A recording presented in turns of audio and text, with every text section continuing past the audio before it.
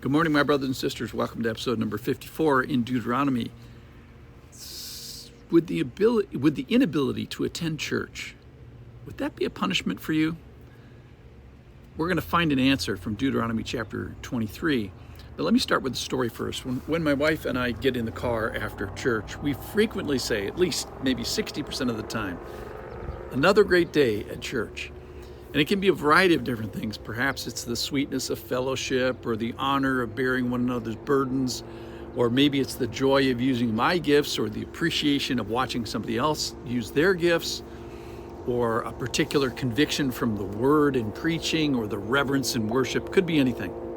But most Sundays we conclude with, hey, what a great day at church. And our passage today teaches what it is like to not be able to gather on the Lord's day. And basically it's termed a punishment. All right. What they do is they say not everyone can enter the assembly of the Lord. Assembling is a privilege, and denying access to the family of God can be used as a punishment. So here, generations of descendants are prohibited from entering the assembly as the sentence against an egregious violation of the Lord. This is from Deuteronomy chapter 23. No one born of a forbidden union may enter the assembly of the Lord, even to the 10th generation. None of his descendants may enter the assembly of the Lord's. No Ammonite, no Moabite may enter the assembly of the Lord's, even to the 10th generation. None of them may enter the assembly of the Lord forever, because they did not meet you with bread and water on the way when you came out of Egypt. So let's just pause there and think with me about those who cannot come to Sunday worship. I'm going to think of sort of a good example. Shut-ins. My church has 60 shut-ins. And if you ask them, what would you like to do on a Sunday morning? Probably to a person, they would say, more than anything, I would like to go to church. Now, they're not being punished. They're feeling the sting of some sort of age or health issue, but they're not able to assemble. But they want to assemble. They see the value of assembling, perhaps maybe more than anybody, of course, when you take things away like that.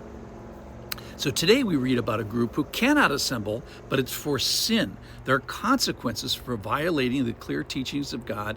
And of note, the chastisement that's used is the denial of one of the great privileges of being a Jew, which is identification with the people group, and to be seen as part of the clan, and then assembling of that. You can't assemble.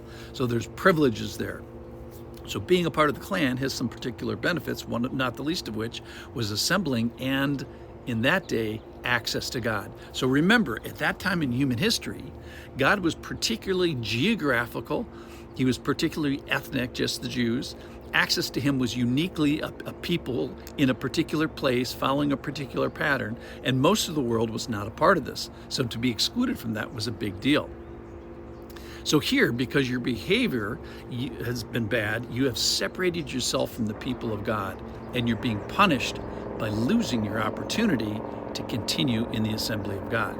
And in today's passage, it may be long-lasting. It may echo down the corridors of time long past the original sinner's offense, and even after the death of that sinner. So I don't like that, but hey, like in the story of Adam and Eve, we're all tainted today and cursed with the consequences that we didn't do, in a sense. You know, we may say about Adam and Eve, it's like, hey, I didn't fall in the garden. I wasn't even born yet. And nevertheless, the curse of the pain of childbirth, the power dynamics in a marriage, the making work difficult, and even death itself, all those things affect me and my generation. So in a sense, I'm cursed, even though it happened generations ago.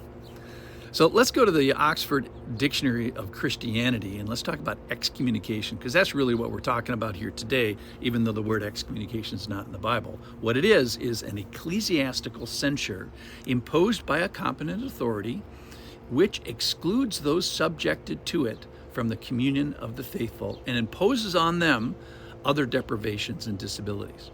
So a similar concept is in the New Testament, and the restraint of being kicked out of the body of Christ or the synagogue in the case of the New Testament time acts as a restraint on people. So they didn't be put synagogue. Other terms that are used in the New Testament church is to put him out of the church, treat him as a Gentile and a tax collector, hand him over to Satan, have nothing more to do with him. All these are synonyms for basically excommunicating a person. It's the ultimate censure to be banished from the people of God. So let me conclude here. All right, so as I think about this, as I reevaluate and I revalue, that assembly, here's the big point today, write this down. Assembling should be valued and appreciated and treasured. It is an honor to be able to go to church on Sunday and worship the Lord. And recognize, in our story here today, but recognize the severe punishment when it's taken away. So this Sunday, or maybe Saturday night as you prepare for it by going to bed early, let's multiply our affections for the Lord's people, on the Lord's day, in the Lord's assembly, and in the Lord's house. Maybe we can say, pinch me, I get access to the special assembly of God. So back to our original question, would the inability to attend church be a punishment for you? Would it be painful? Hopefully the answer is yes. Why? Because assembling should be valued and appreciated and treasured. And my prayer for you is that you'd be able to get in your car next Sunday and say, another great day at church. Thanks for listening.